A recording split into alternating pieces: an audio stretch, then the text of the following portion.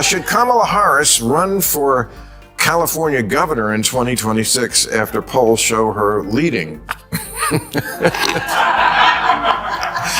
I'm going to give that a big no. She's had her chance several times. She should run far, far away.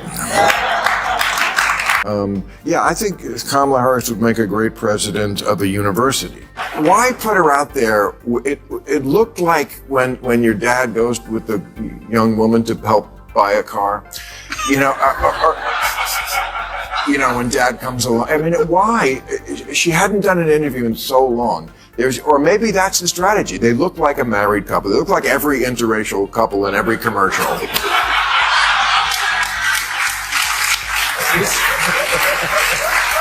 Maybe that's but they messed it up because they didn't do the optics right because she looked like she was only 2 feet tall and he was up front looking like Frosty the Snowman. So failed. But I see what they were going for. Just protect Plan B. She is Plan B. Harris would be the first woman president, first black woman president, and first Asian president. But I don't vote for who will be the first. I vote for who will win. And for whatever reason, Harris has never been popular. You can count the number of delegates she won in the 2020 primaries on one hand, as long as that hand has no finger. In 3 years as vice president, she's been quieter than an electric car. Sometimes life isn't fair. It's not fair that she's not popular. She's intelligent and accomplished, and in fact was put in charge of the border. And look at how... Okay, bad example. With his trademark sneer and razor-sharp takedown, Bill Maher is back at it again, targeting the woke mob this time. His target is none other than Kamala Harris, the Queen of Awake herself. What specifically did Kamala say that caused Maher to unload on her? And how did his response leave her running for cover? Oh, believe me, you don't want to miss this one. Buckle up because it's about to get brutal. Maher calmly but ruthlessly dissected Kamala's most recent train wreck of a moment. Under Donald Trump, you criticized the wall more than 50 times. You called it stupid, useless, and a medieval vanity project. Is a border wall stupid? Well, let's talk about Donald Trump and that border wall. So remember, Donald Trump said Mexico would pay for it? Come on, they didn't. How much of that wall did he build? I think the last number I saw is about 2%. To fix the problem, you're doing this compromise bill. It does call for $650 million that was earmarked under Trump to actually still go to build the wall. I am not afraid of good ideas where they occurred, Anderson. So you don't think it's stupid anymore? I think what he did and how he did it did not make much sense because he actually didn't do much of anything. We just talked about it. He didn't actually do much of anything. But you do want to build some wall. I want to strengthen our... The woke crowd simply cannot quit lying. They have misrepresented the economy and everything else. It's no surprise that Kamala Harris is back at it, this time telling a story about the border wall. Remember when she called Trump's wall stupid? Well, it turns out she wants to build one too, but this is where it gets really funny. Science, education, immigration, you name it. It's their favorite pastime. The hypocrisy is astounding. Not only is she advocating for the identical thing she ridiculed, but she even had the gall to criticize Trump for bringing it up in the first place. He was a very different person on the stage 4 years ago when you debated him. You must, that's certainly true, is it not? Anderson, the point has to be performance in terms of what a president does. A president who incites an insurrection against the Capitol. No, but I got the point that you're making about a 1.5 hour debate tonight. I'm talking about 3.5 years of performance in work that has been historic. Can you say that you are not concerned at all having watched the president's performance tonight?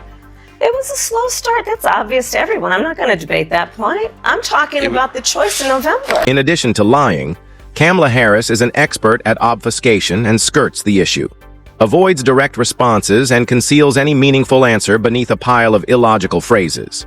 Word salad, and let's be honest, she's counting on her amiable, left-leaning interviewers to ignore her. Even if they do notice, they'll simply edit her rambling gibberish into something semi-sensical, but the real stunner is about to come. In fact, CNN broadcast her gaffes uncensored. Indeed, CNN, the network that essentially supports this administration, when even the woke media grow weary of woke propaganda, may have even been unable to make her seem credible this time around. Her word salad was so embarrassing that it had to be cut short, much like the one you're about to watch. Climate crisis is real, that it is an urgent matter to which we should apply metrics that include holding ourselves to deadlines around time. We did that with the Inflation Reduction. After years of covering Kamala Harris, CNN finally realized they couldn't keep up the act any longer. They had to acknowledge that this wasn't working, so they did the unthinkable and exposed her, letting her word salads speak for themselves, and demonstrating to the world what happens when an unfit politician is supported by media spin. America needs a strong, decisive leader with a clear vision, real goals, and an actual plan to restore the greatest nation on earth to its former glory. Kamala Harris is demonstrating day after day that she is not that leader, as Bill Maher has been saying for years. America is in chaos, the economy is struggling, crime is on the rise, the border is a disaster, and the people are tired. Must protect Plan B. She is Plan B. Harris would be the first woman president, first black woman president, and first Asian president. But I don't vote for who will be the first. I vote for who will win. And for whatever reason, Harris has never been popular. You can count the number of delegates she won in the 2020 primaries on one hand, as long as that hand has no fingers.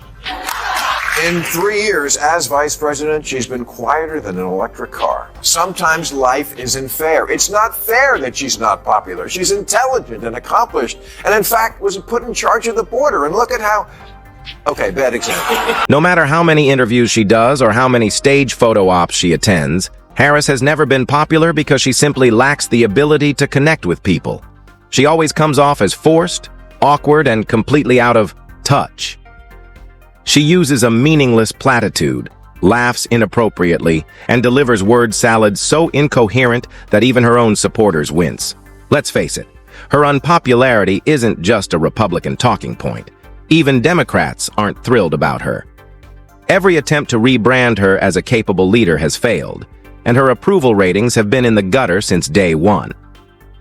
This is because you cannot manufacture charisma or fake authenticity, and you can't lead a nation when you can't even connect with its citizens.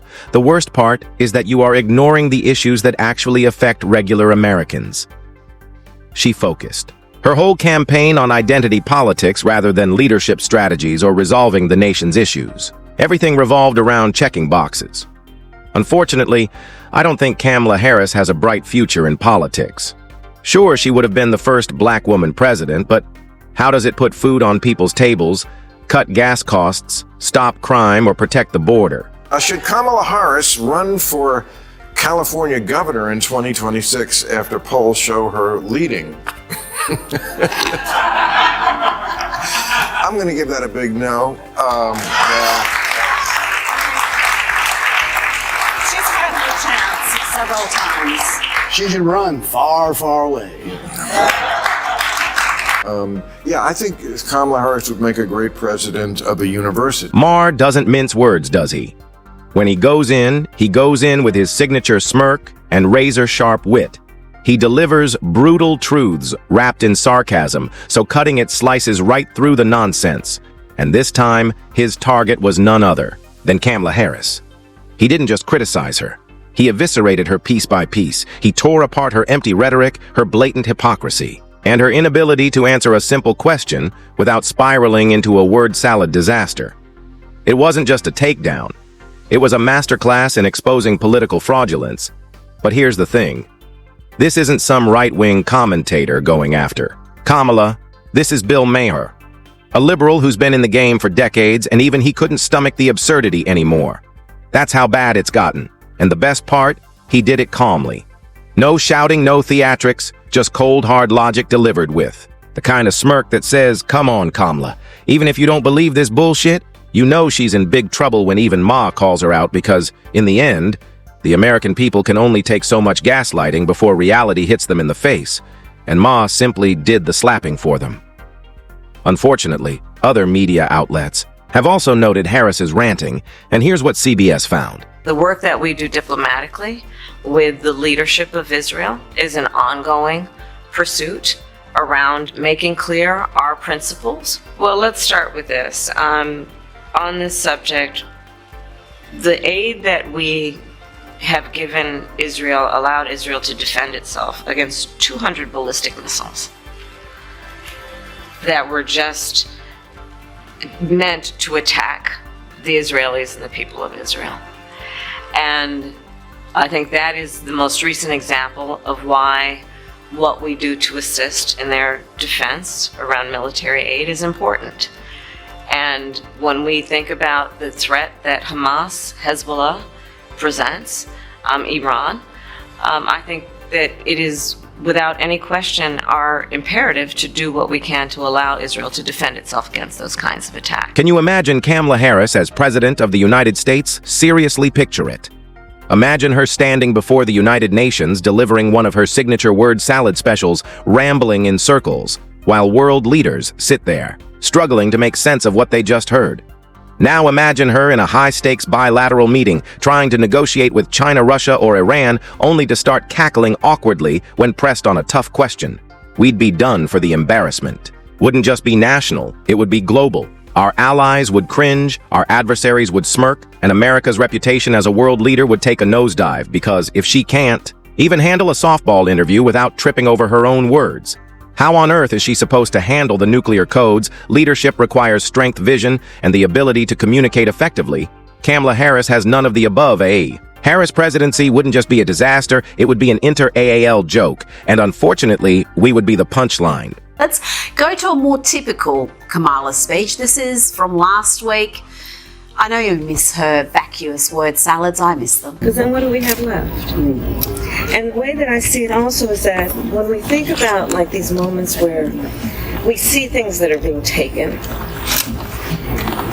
but also let's see it as nature abhors a vacuum. So where there's a vacancy, then let's fill it. Yes, let's do that, Kamala. Let's do that right after happy hour is finished. I don't want a president who sounds like they pre-game before addressing the country. I'm not saying she was actually intoxicated, but let's just say it looked that way. It appears that Kamala Harris does more than just specialize in word salads. She also dabbles in happy hour speeches. If you didn't know any better, you would assume she had just left a bottomless mimosa brunch based on her slurred phrases, exaggerated hand motions, and unexpected outbursts of laughter at nothing. Hey, perhaps that's the secret behind her well-known word salads. Perhaps all of that incoherence is the result of too many Kamaras, rather than simply poor communication. Well, that might be a bit much, but for the woke mob, if they can convince themselves that guys can become pregnant and that inflation is a good thing, then thinking that Kamala speeches are the product of a little too much is acceptable. Whether it's word salads or wine spritzers, Kamala Harris is giving us plenty of reasons to be really worried.